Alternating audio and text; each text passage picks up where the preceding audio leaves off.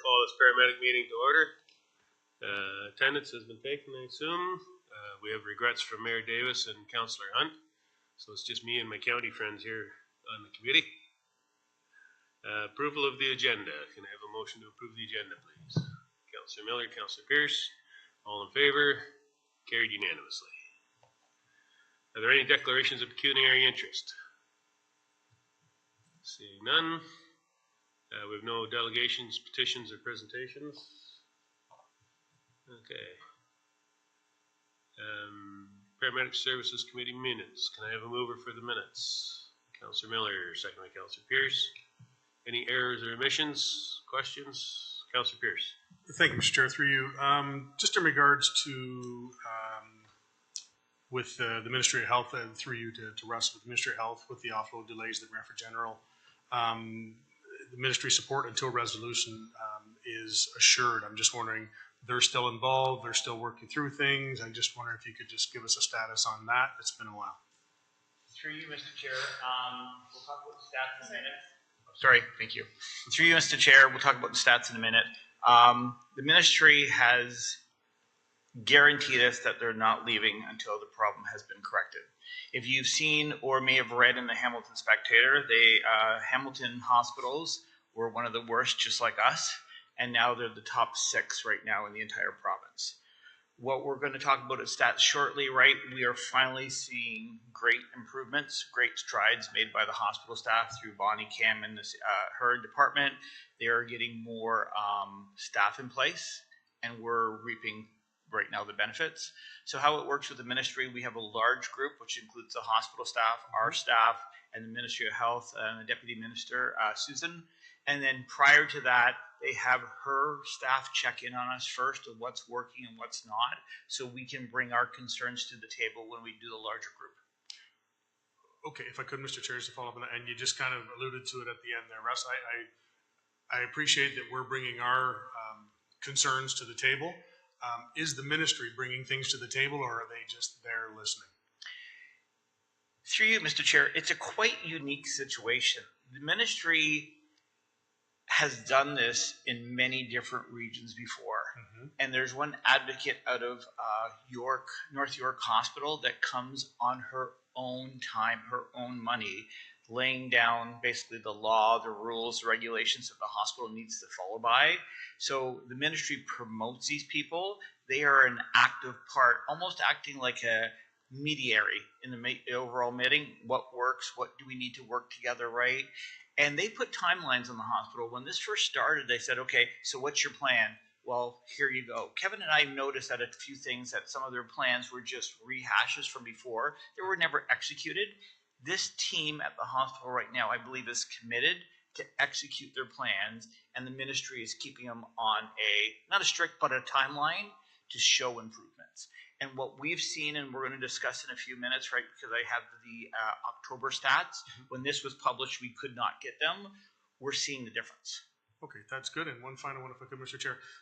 You mentioned that through Bonnie and her team, there's more staff, that they're able to hire more staff. Is the ministry giving any incentives? Because, like you alluded to, Russ, this isn't our problem. This is a problem across the board. Is the ministry giving any incentives to try and boost up that particular workforce? Through you, Mr. Chair, it's a bunch of things. First of all, we're giving them the $628,000 for the offload. We're seeing that the offload is staffed more on a regular basis. There is performance-driven matrix that I am not aware of, but I know they're there at the hospital if they meet certain benchmarks and stuff. So those, I would say, are some of their incentives. But overall, I think because we did not have the stability in the overall management team or the staffing, or we're coming out of COVID, it was just a perfect storm. Now we have people in place that are staying, that are committed, like the new ER director that we deal with, Cheryl. If something happens, it's dealt with immediately, right? They get back to us, and we're seeing the commitment from her staff, and overall the leadership from Bonnie and her team to make sure that the offloads are addressed and taken care of, that we feel more like a priority rather than just we're there, right? We have no control over how they do things internally, but I think it's starting to work. I appreciate the positive news, Russ. Thanks. Councillor Miller. Thank you, Mr. Chair. A couple things I want to ask. The budget was dealt with September 18th. We passed it at county. Did the city pass it? Yeah, unfortunately, I missed that meeting, but I believe it was passed. There was some things in there that if the county passed it as it is, where the funding would come from for the various things. But yeah, it was passed by the city. The county should have record of that. I think it was sent prior to November 1st. Yeah, through the chair, we did receive a letter. I just think I was forwarded on the weekend, so the city has passed, and now county council will receive a final report from staff to approve it. Okay, and just to follow up there, Mr. Chair, the build I think is going ahead. How do we, as a committee, get updates on that? Is it possible to put that on? Because we don't meet every month, and I was just wondering if we could get progress reports to that effect, how things are going. Through the chair, absolutely, staff can put together progress reports on how the build is going. And I can report that I had a meeting with Grambridge yesterday, and they'll be mobilizing on site next week for phase 1. So that's great news. Okay. Like I said, maybe we could put it on the agenda as just a quick line item or just a little report. Just like I say, we don't meet every month, so hopefully it's not too onerous. Yep. Yeah, I think staff have taken note of that, and it'll be on future agendas. Thank you. Anything else on the minutes? Seeing none, all in favor? Carried unanimously. Statistical package, 7.2. I'm going to move her to put it on the floor. Thank you, Councillor Miller. Second by Councillor Pierce. Questions, comments? All in favor? Carried unanimously. 7.3, request to support the 2025 Brantford Brant Special Olympic Provincial Summer Games. Sorry? Oh, I was thinking that was minutes. Okay. 7.1, Paramedic Services Budget to Actual Variance, September. Mover to put it on the floor. Councillor Miller, second by Councillor Pierce. Questions, comments? Councillor Miller. Just one question. I think we talked about a budget as well. We're over capacity, over 100%. Us adding that extra ambulance, half ambulance for 2025, will still be over 100%. Am I correct on that? Through you, Mr. Chair, it's a multiple factors, right? One of our biggest factors that we weren't able to control in previous years is the offload delays. So right now we're basically in our statistical package on average, and a vehicle can do 3,700, I think 62 calls overall in a year. If we bring that offload delay down, we have more flexibility and more ability for to respond for calls. Here's an example of just like one of the things I was going to point out about the stats. Last year we asked our neighbors, our other EMS partners, 1,200 times, I'm just using a round number, for help. And we only helped them 159 times. At the end of October, we've asked them for help for 839 times, but we've been able to help them 182 times, a 20% increase. We now have the time and capacity, like everything doesn't happen on an equal scale, but we now have a 20% capacity that we can help our neighbors. So I believe as the offload delays, the hours we lose, our capacity won't drop dramatically, but I think it'll remain at the 100% or just below it. I think 2 years ago we were at 98% with adding in half a vehicle. So we are going to be improving. I will not be able to put those stats together until the beginning of the new year. Just a follow up then, because we talked about Hamilton adding 10 ambulances. Do you know how the neighbors are doing as far as capacity goes? I mean, is everybody hovering around 95, 98, plus 100, or some doing better than that? Through you, Mr. Chair, everybody measures things differently. We measured it on 100% capacity. Others use like UHUs and overall system capacity. Could not do a side-by-side comparison But when I was at the conference in Blue Mountain, Hamilton had a package, and I'm still waiting for their statistical package, that they invested, I'm going to use round numbers, $10 million up front. And they forecasted by putting the $10 million forward now, rather than doing $1 million every year for the next 10 years, it actually costs the overall community less money to put those ambulances on. This would be somewhere maybe side by side that we could look at when we do the consultant's fee, that if we did invest, say, $5 million into our community, we could have, say, 25 ambulances on during the day, right? My goal is to do the performance model first, and I will take Hamilton's statistical package on putting, say, $10 million as they did up front to show the overall savings to the community. No, through Mr. Chair, I know we talked about that, but like I say, but when I was asking Russ, are other ambulance services stretched like we seem to be stretched? And I've heard anecdotally that's the case, but through you, Mr. Chair, large municipalities are stretched just like we are. Oxford is now, when I was speaking with their chief, they're just starting to now see it's a little bit delayed, more and more offloads, right? So they're building on their end. Norfolk is at capacity. Most places are at capacity.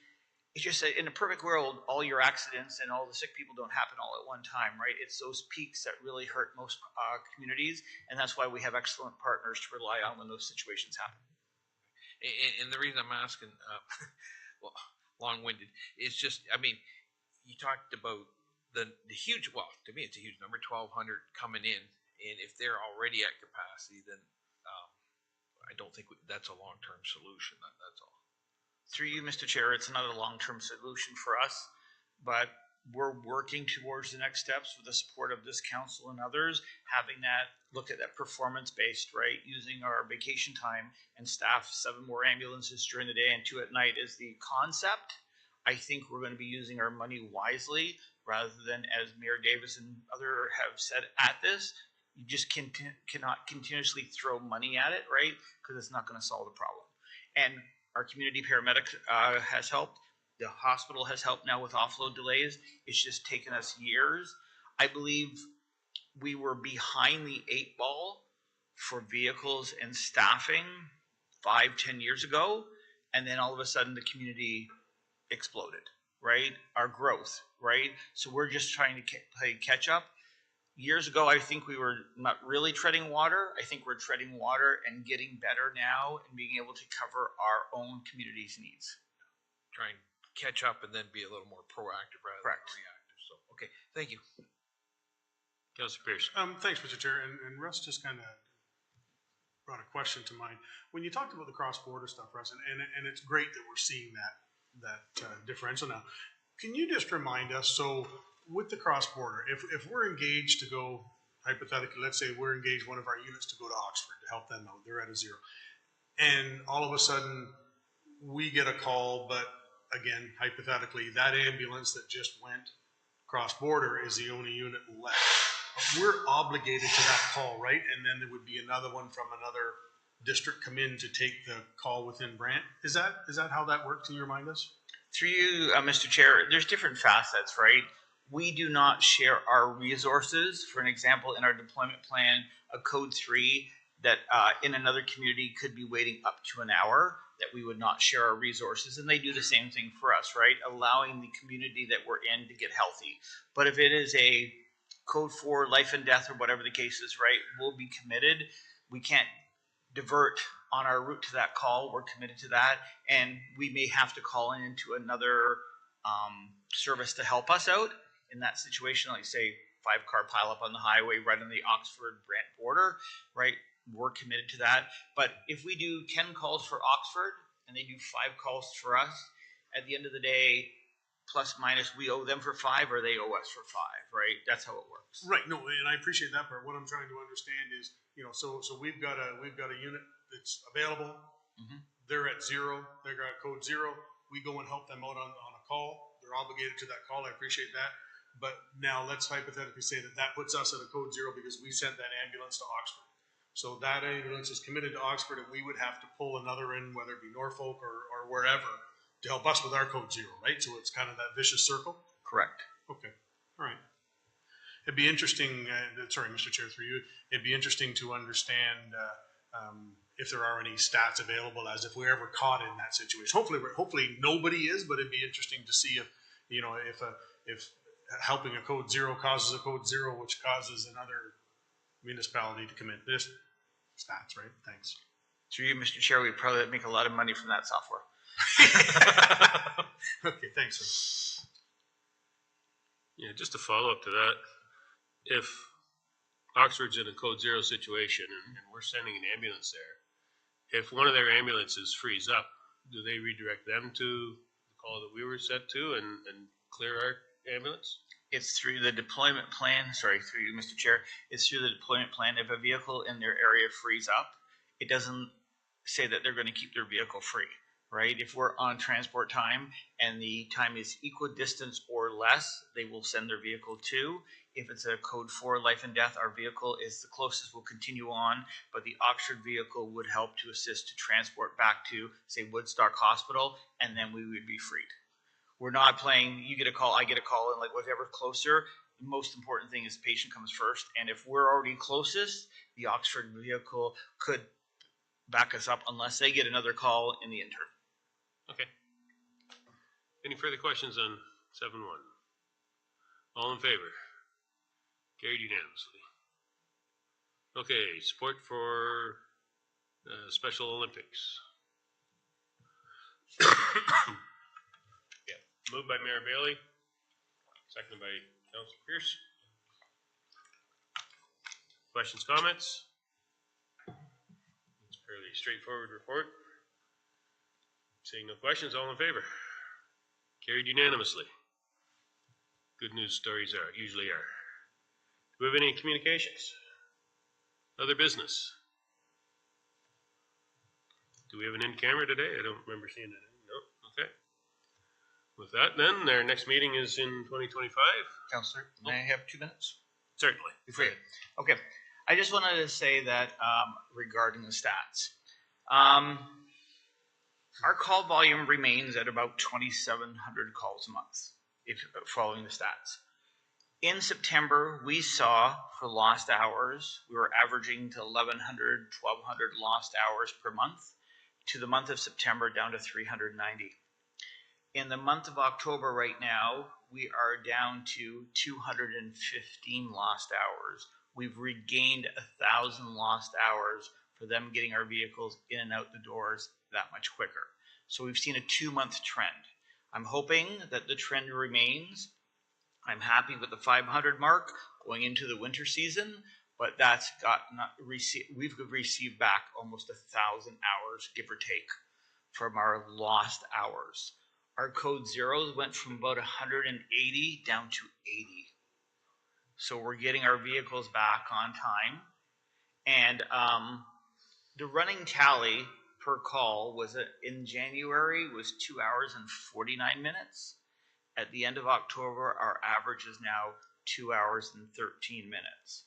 So we've regained another half hour back into our overall system. So the things are improving at the hospital. We're 1 month, I would call a blip. 2 months, it's trending in the right direction to help us. And we've noticed that the crews have been back to station or available for calls that much more frequent. Does anybody have any questions before I continue on regarding those numbers? Councilor Miller? And I appreciate that update because I'm still using the $150 an hour, give or take. Mm-hmm. I'm sure that's going to go up a little bit. And so 1,000 hours, it's $150,000 savings. So that's excellent work.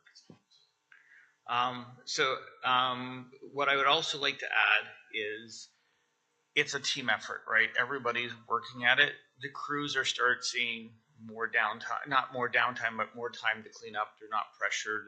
We're going to get blips in the system. However, those are when we get our code 0s, but 80, divide that by 30 days, we're down to basically 2.5 per day. When we were at 3 or 4, that could have lasted over 50, 60, 70 minutes. And even the longest calls went from 1 hour and 9 minutes, and now we're down to less than that. So that was one thing I just wanted to add about the statistical package. I just got the numbers ran for me yesterday, so I saw that was a positive trend. So hopefully when we get back together in January or February, we see the ongoing trend, but the ministry is sticking around and helping us out. And I just also like to add that as on November 20th, 5 of our staff members are going to be receiving their 30-year or 40-year bar at Queen's Park. So you have to be in the field of paramedicine for 30 to 40 years. 4 out of 5 of the paramedics that are going to be receiving their 30 to 40-year bar spent their entire career here in the county and the city of Brant. So that's 170 years of experience that they're there, probably retiring soon, but they've spent most of their career here. I'm the only holdout. I'm 4 out of 5. I've been here for 25 years. The other 10 were in Hamilton. But they're going down to Queen's Park to get their 30 and 40-year bars for their dedicated service. So I just wanted to let the group know regarding that's the celebration that's happening on November 20th. All the other services are as well. Councillor Pierce? Thanks, Mr. Chair. Are we able to send something from this committee congratulating them? I think that, like, that's amazing, and I think we should send something to say thanks. We do send them a certificate for that from our service and stuff. But if anybody has any other ideas, that would be great. They've stopped it for a couple of years because of COVID, and it's playing catch up. So some of the people like myself, I should have gone 3 or 4 years ago. That was the 30-year mark. Right now I'm pushing on 35. Other people have been a little bit over, but it's great that they've committed to the county and the city for that length of time and moving forward and staying here and serving the community. So I just wanted to add that to everybody know, little things that you guys don't get an opportunity to hear, the good news stories. That was great. Thank you. We'll certainly pass on our congratulations and thanks. Thank you. It's much appreciated. I think I speak for everybody when I say that. Councillor Pierce? Thanks, Mr. Chair. Through you to Russ. So the numbers you just gave there were fantastic with that savings. I'm curious though, because if we look at our stats, 2024 year to date, I guess what we're looking at here would not include the previous month, which is the biggest savings, right? Because if we look at time on task is still 1 hour 25, and the offload is actually up to 53 minutes. So I guess that would just be September numbers, right? That's not including the most recent October numbers, which shows the biggest drop. Is that fair? Through you, Mr. Chair. So the time on tasks, it's a running tally for the year. Yep. So in 2023, we were at 1 hour and 23 minutes and 59 seconds. Yep. Year to date for 2024, the stats you have in front of you is 1 hour and 25 minutes. And now we're down to 1 hour and 24 minutes, right? So a little bit ticks down each and every month, the overall. If I could share the month stats, you'd see the big significant drop, because at the beginning of the year, they were high, and that was our biggest, and it's going to take a lot to erode them down to more of an acceptable level.